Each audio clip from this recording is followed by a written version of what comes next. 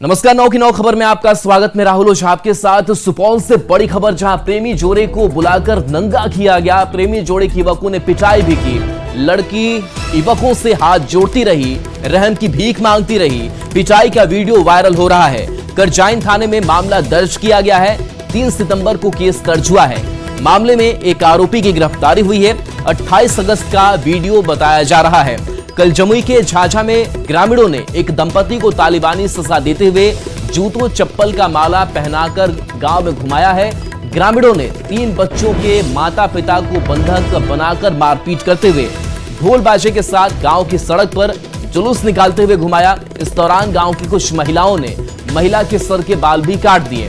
ग्रामीणों की सजा जो दी गई है, उन्होंने दी है, वो वीडियो सामने आया है। इस मामले में भी अब तक कोई कार्रवाई नहीं हुई है।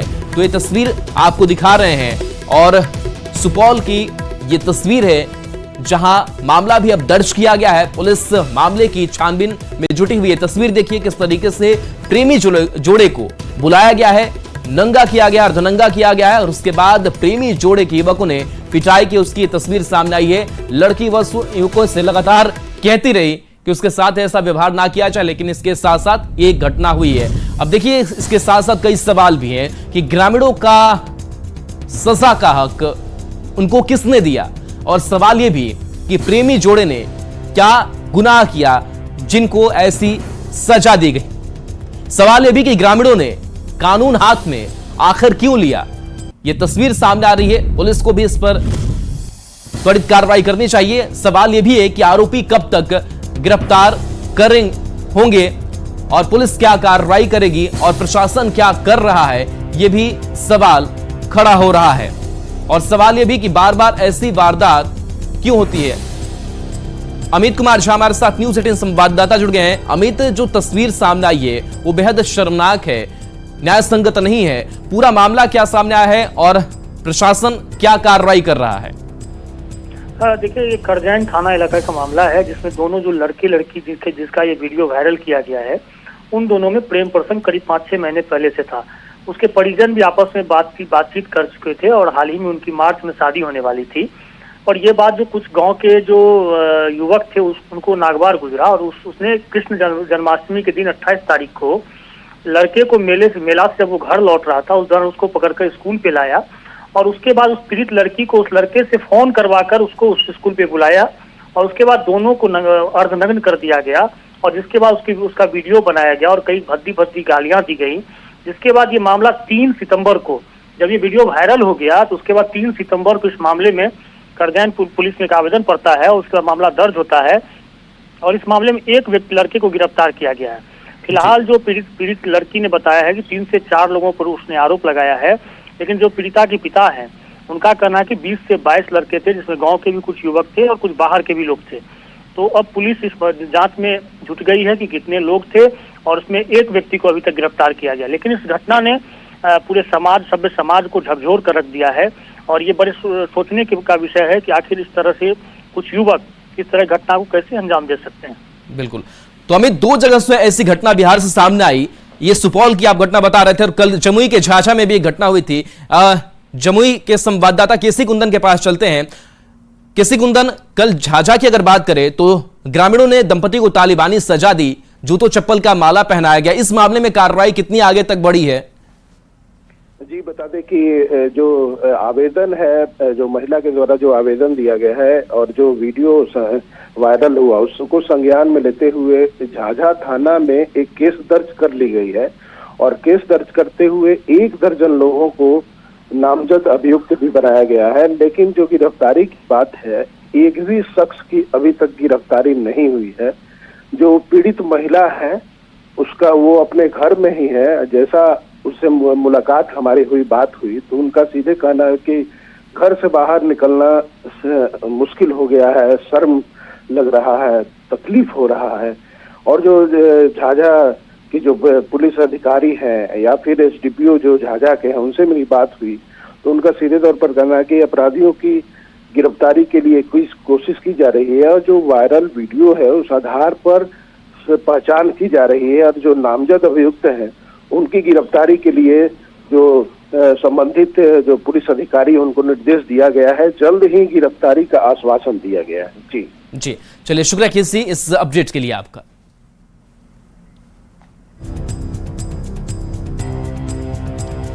बेगूसराय से बड़ी खबर है, जहां स्कूली वैन और ट्रक में भीषण टक्कर हो गई। 15 बच्चे घायल बताए जा रहे हैं, 2 की हालत गंभीर है। सिंघौल थाना क्षेत्र के देवना के पास NH-31 पर यह हादसा हुआ है। सभी बच्चों का निजी नर्सिंग होम में इलाज चल रहा है। 15 बच्चे घायल, 2 की हालत गंभीर। इस हादसे में बेगूसराय से बड़ी खबर, तस्वीरें भी आपको दिखा रहे हैं। बताया जा रहा है कि स्कूली वैन और ट्रक में यहां पर भीषण टक्कर हो गई, जिसमें 15 बच्चे घायल हो गए, 2 की हालत गंभीर है। सिंघौल थाना क्षेत्र के देवना के पास NH-31 पर यह हादसा हुआ है।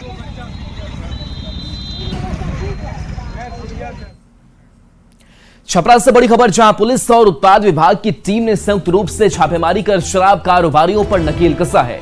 पुलिस ने 20,000 लीटर से अधिक अर्धनिर्मित देसी शराब जब्त किए हैं। वहीं शराब की भट्टी को भी ध्वस्त किया गया है। पुलिस की इस कार्रवाई से शराब माफियाओं में हड़कंप मचा है। शराब माफिया दियारा छोड़कर यूपी की तरफ फरार हो गए हैं। पुलिस ने मौके से शराब बनाने के कई उपकरण भी जब्त किए हैं।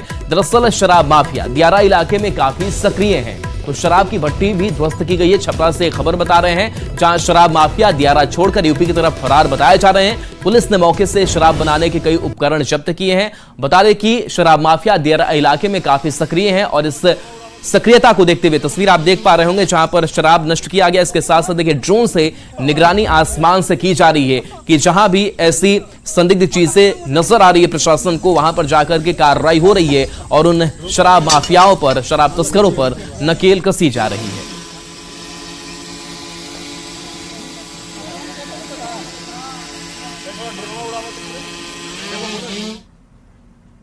खबर मुंगेर के सितरिया पेट्रोल पंप के पास की है, जहां उत्पाद विभाग ने कप सिरप के साथ एक तस्कर को गिरफ्तार कर लिया। जानकारी के मुताबिक पुलिस को कोडेन युक्त कप सिरप के तस्करी की सूचना मिली थी, जिसके बाद पुलिस ने गाड़ी चेकिंग अभियान चलाते हुए 20 कार्टन पैक से 364 लीटर कप सिरप को बरामद किया और मौके से वैन ड्राइवर को भी गिरफ्तार कर लिया और आगे की कार्रवाई में पुलिस जुटी हुई है। थी कि पटना से एक कंसाइनमेंट जो है वो मुंगेर आने वाला है, और एक पिकअप में है जिसमें कि और दवाएं भी हैं और साथ में कोडिन कप सिरप भी है। उस सूचना के आधार पर हम लोगों ने सितारिया पेट्रोल पंप के पास अपने सादी वर्दी में लोगों को खड़ा किया। करीब सुबह में 8 बजे, 8:30 बजे के आसपास वो गाड़ी आई, जिसको चेक करने पर हम लोगों को 28 कार्टन में कुल 336 लीटर कोडिन कप सिरप है जो बरामद हुआ है।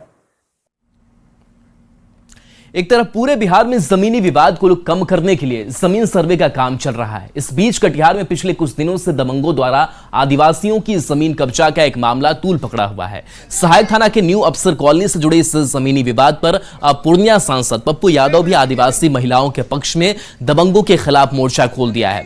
सांसद पप्पू यादव ने न्यू अफसर कॉलोनी की उस जमीन तक पहुंचकर महिलाओं को फिर से एक बार इस जमीन में बसाने की कवायद शुरू की है। हालांकि प्रशासनिक स्तर पर उसी जमीन पर धारा 144 लागू कर दिया गया है। ऐसे में सांसद पप्पू यादव ने माफियाओं के खिलाफ आर पार की लड़ाई लड़ने की बात कही है।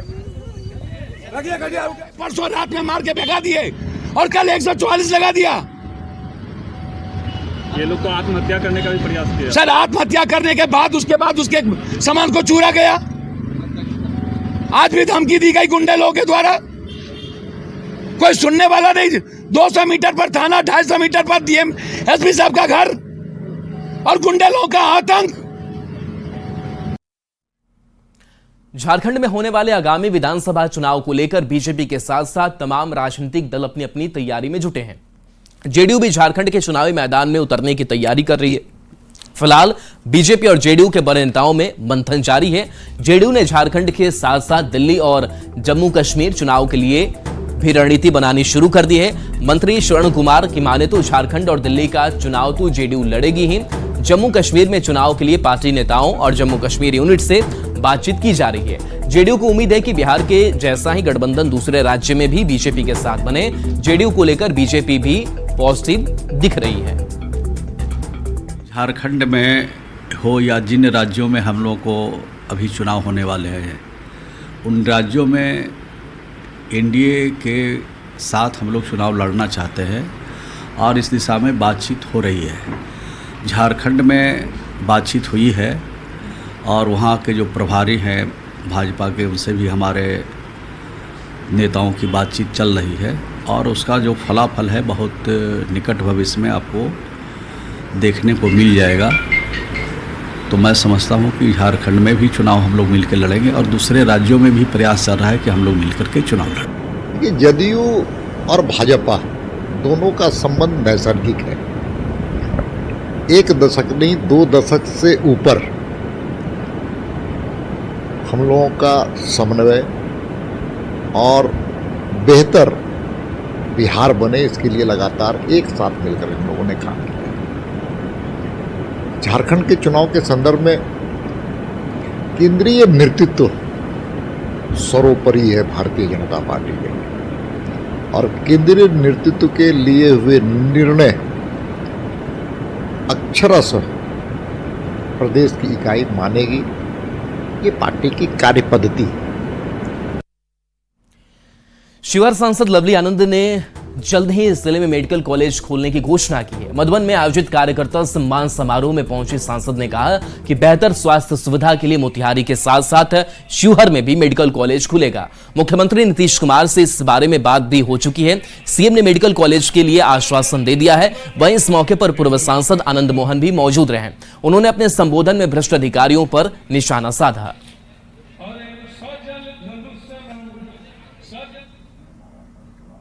यात्रियों की डिमांड पर रेल मंत्रालय ने वंदे भारत की स्लीपर ट्रेन बहुत जल्द पटरियों पर दौड़ाने जा रही है। इसकी शुरुआत पटना से दिल्ली के बीच होगी। वंदे भारत स्लीपर ट्रेन का पहला सेट बनकर तैयार भी हो गया है। अगले कुछ दिन में ट्रेन को टेस्टिंग के लिए रवाना किया जाएगा। हालांकि 2 माह में ये ट्रेन पटरी पर आम लोगों के लिए दौड़ती नजर आएगी। रेल मंत्रालय से मिली जानकारी के मुताबिक बिहार में पहली वंदे भारत ट्रेन पटना से दिल्ली के बीच चलेगी। 16 कोच वाली ये ट्रेन पटना से दिल्ली की दूरी महज 8 घंटे में तय करेगी। ट्रेन की स्पीड 160 किलोमीटर प्रति घंटा की होगी। हालांकि अभी तक स्टॉपेज को लेकर फैसला नहीं हुआ है। इस खबर पर ज्यादा जानकारी दे रहे हैं न्यूज 18 संवाददाता अमित कुमार। जो है वो बहुत जल्द स्लीपर कोच की व्यवस्था जो है वो आम यात्रियों को देने जा रही है, और इसको लेकर के रेलवे की तरफ से जो जानकारी दी गई है उसके मुताबिक वंदे भारत एक्सप्रेस जो है अभी जो इकोनॉमिक क्लास है और दूसरी जो क्लासेस हैं उसमें यात्रियों को सुविधा दे रही है। पटना से विभिन्न जो स्टेशन हैं दिल्ली, कोलकाता, अयोध्या, इन सभी स्टेशनों के लिए जो है ट्रेनें रवाना हो रही है। लेकिन बहुत जल्द ये कन्वर्ट करेगी और स्लीपर जो क्लास होती है, जो 3rd AC, 2nd AC के जो क्लास होता है स्लीपर का, उसकी व्यवस्था वंदे भारत में दी जानी है। और इसकी लेकर के जो रैक है वो तैयार हो चुका है। जल्द ही वो रैक जो है वो पटना पहुंचेगा। और जो जानकारी मिली है उसके मुताबिक 2 महीनों के बाद यह ट्रेन आम लोगों के लिए जो है चलाना शुरू हो जाएगा। और बिहार में पहली वंदे भारत स्लीपर ट्रेन जो है वो पटना से दिल्ली के बीच में चलेगी। 16 कोच वाली यह ट्रेन जो है पटना से दिल्ली 8 घंटे में पहुंचेगी। अभी स्टॉपेज तय नहीं हुआ है, लेकिन चेयर कार वाली वंदे भारत ट्रेन की तुलना में स्लीपर वंदे भारत में सीट अधिक होगी। चेयर कार में 8 कोच और 530 सीटें हैं। स्लीपर में 16 कोच और 832 बर्थ होंगे। ट्रेन 160 की प्रति घंटे की रफ्तार से चलेगी। जो जानकारी रेलवे की तरफ से दी गई है, खुद जो रेल मंत्री हैं अश्विनी वैष्णव ने जो जानकारी दिया है न्यूज 18 को, उसके मुताबिक इस ट्रेन का किराया राजधानी ट्रेन के लगभग बराबर होगा। शुरू में इसे 800 से 1200 किलोमीटर की दूरी के लिए चलाया जाएगा। मकसद यह है कि रात भर में यात्री जो है अपनी ट्रेन से यात्रा करके दिल्ली पहुंच जाएं। 8 घंटे का ये सफ़र जो है वो तय करना होगा इसमें। और यात्रा के दौरान ट्रेन में बहुत कम कंपन होगी, चूँकि जैसा कि अभी तक वंदे भारत में देखा गया है कि वंदे भारत जो है बेहद स्मूथ चलती है। और इसके कारण जो है यात्रियों को ये खूब भा भी रही है। और यात्रियों की जो डिमांड थी वो ये थी कि वंदे भारत का जो है वो स्लीपर जो रैक है, कोच है, वो लाया जाए। और इसी को देखते हुए चाहे स्लीपर 3rd AC हो, 2nd AC हो, उसकी कोच जो है वो तैयार कर ली गई है। और जल्द ही इसे शुरू भी किया जाएगा। तो कह सकते हैं कि एक बेहतर सुविधा जो है वो रेलवे जो है अपने यात्रियों को दे रहा है। अभी फिलहाल ये वंदे भारत एक्सप्रेस जिसकी हम तस्वीर दिखा रहे हैं, लेकिन जो वंदे भारत एक्सप्रेस जिसमें स्लीपर की व्यवस्था है उसकी भी तस्वीर वीडियो हम अपने इस खबर में दिखा रहे हैं आपको। और आप देख करके सुखद अनुभव अभी ले रहे हैं। लेकिन बहुत जल्द इसमें आप सफ़र भी कर सकते हैं। इस स्लीपर AC कोच का जो लुत्फ है, जो आरामदायक सफ़र है, उसका मज़ा ले सकते हैं। तो इंतज़ार थोड़ा करना होगा आपको, क्योंकि 2 महीने का वक्त अभी बाकी है और जल्द ही यह ट्रेन जो है वो शुरू होने वाली है। तो हम अभी भी कामना करते हैं, आगे भी हमारी यही कामना होगी कि आप तमाम यात्रियों की जो ये खबर देख रहे हैं, आम लोग, उनकी यात्रा जो है वो सुखद, सफल और मंगलमय हो, जैसा अब तक होता रहा है। कैमरा पर्सन अमित के साथ अमित कुमार, न्यूज 18 पटना। वंदे भारत ट्रेन पर पथराव हुआ है। रांची से पटना जा रही वंदे भारत ट्रेन पर पथराव हुआ है। रोड़ेबाजी में train number 22350 Vande Bharat express के शीशे टूट गए हैं। बताया जा रहा है कि हजारीबाग के चरही और बेस रेलवे स्टेशन के बीच में पथराव किया गया है। वंदे भारत ट्रेन पर पत्थर बरसाए गए हैं, जिससे काफी नुकसान हुआ है। बोगी नंबर E1 में सीट नंबर 5 और 6 के पास का खिड़की का शीशा पूरी तरह से चकनाचूर हो गया है। हालांकि राहत की बात यह है कि ट्रेन में बैठे किसी यात्री को कोई नुकसान नहीं हुआ है। हाई क्लास ट्रेन में सुरक्षा में चूक को लेकर कई सवाल उठ रहे हैं। आधिकारिक रूप से अब तक कुछ नहीं कहा गया है। आधिकारिक पुष्टि भी नहीं की गई है कि किसने और क्यों पत्थरबाजी की है।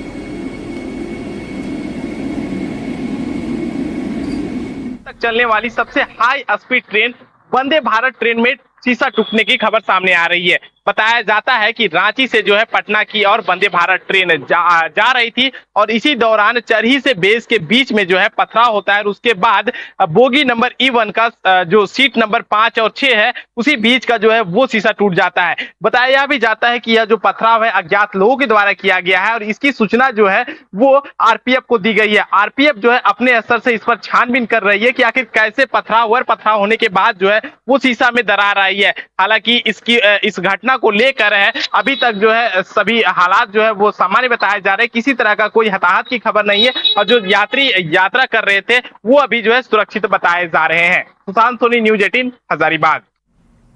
गया में हाई टेंशन तार की चपेट में आकर क्रेन पूरी तरह से जलकर खाक हो गया। दरअसल बीती रात एक स्प्रिट लदा टैंकर पलट गया, जिससे उठाने के लिए क्रेन को लाया गया, लेकिन क्रेन हाई टेंशन तार की चपेट में आ गई। क्रेन में आग के बाद सड़क किनारे दुकान में आग लग गई। फायर ब्रिगेड की टीम ने मौके पर पहुंचकर आग पर काबू पाया। और बोकारो से बड़ी खबर, जहां बोकारो स्टील प्लांट में हादसा हो गया है। ऑयल ड्रम में आग लगने से कई मजदूर झुलसे हैं। घायल 2 मजदूर की हालत गंभीर बताई जा रही है। बोकारो जनरल अस्पताल में इनका इलाज चल रहा है। तो ऑयल ड्रम में आग लगने की खबर बोकारो से यह है। बताया जा रहा है कि जो लोग जख्मी हुए हैं उनको इलाज के लिए अस्पताल में, बोकारो जनरल अस्पताल में भर्ती कराया गया। बोकारो स्टील प्लांट में यह बड़ा हादसा हो गया है, जहां ऑयल ड्रम में आग लग गई, जिसमें कई मजदूर झुलस गए। 2 मजदूर जो झुलसे हुए हैं उनकी हालत गंभीर बताई जा रही है।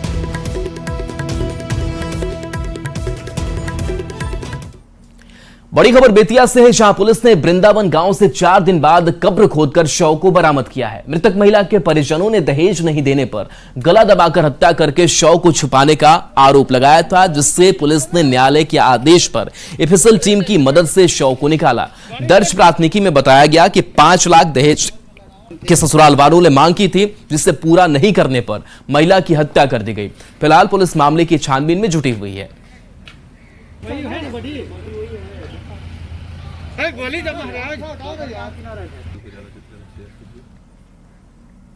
छपरा से बड़ी खबर, जहां तरैया में 20 दिन की बच्ची को अपराधियों ने घर के बाहर से उठा लिया है। बच्ची घर के बाहर सो रही थी, तभी अज्ञात अपराधी उसे उठाकर फरार हो गए।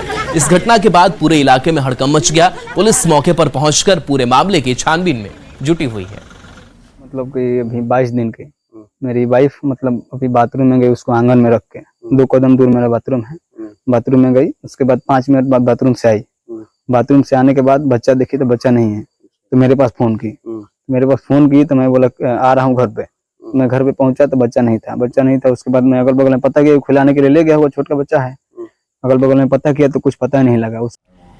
खबर मुजफ्फरपुर से है, जहां सिवाई पट्टी थाने के सब इंस्पेक्टर सुमन झा को निगरानी की टीम ने रिश्वत लेते रंगे हाथ गिरफ्तार कर लिया। दरअसल धारा 144 की कार्रवाई को लेकर पीड़ित आवेदन लेकर पहुंचा था, लेकिन सब इंस्पेक्टर ने पीड़ित से 11,000 रुपए की डिमांड कर दी। सब इंस्पेक्टर जैसे ही रिश्वत लेकर निकले, निगरानी की टीम ने दबोच लिया। टीम सब इंस्पेक्टर को अपने साथ मुजफ्फरपुर निगरानी अन्वेषण ब्यूरो के कार्यालय में लाई, जहां उससे पूछताछ जारी है। लोक में जो उनको जांच प्रतिवेदन समर्पित करना था, उसी का लोक में परिवादी पवन कुमार जी से 11,000 रुपये की रिश्वत की मांग वो कर रहे थे कि दीजिएगा तो हम आपका काम करेंगे, जिसके संबंध में उन्होंने शिकायत पटना स्थित निगरानी ब्यूरो को की गई, जिसका सत्यापन कराया गया था। सत्यापन में उनके द्वारा रिश्वत की मांग सही पाई गई थी, जिस आलोक में आज उनको जो है परिवादी से रिश्वत लेते हुए रंगे हाथ बनगरा बाजार से आगे रोड पर उनको गिरफ्तार किया गया है। और चलिए न्यूज़ 18 बिहार झारखंड पर खबरें आपके लिए लगातार जारी हैं।